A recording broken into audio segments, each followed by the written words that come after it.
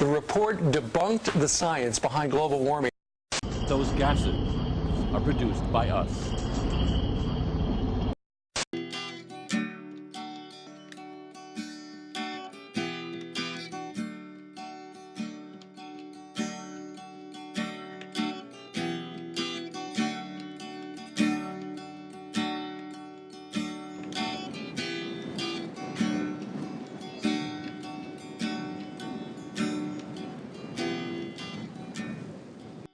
Most of my work for the last 15 years has been dedicated to understanding and quantifying what the impacts of recent climate change have actually been on wild species.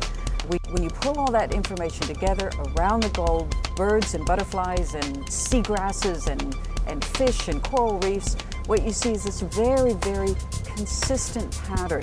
No matter where you are in the globe, no matter what kind of organism you're looking at, a large proportion of species are showing responses to recent climate change.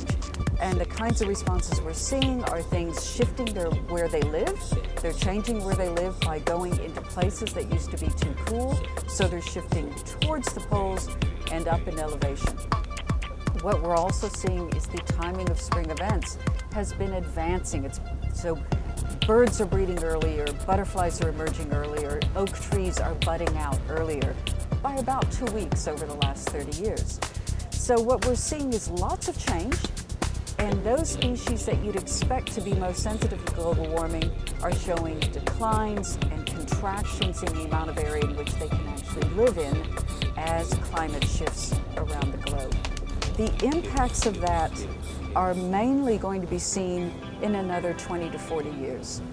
I think that's difficult for people to understand, that a lot of the impacts of climate change we're not seeing yet.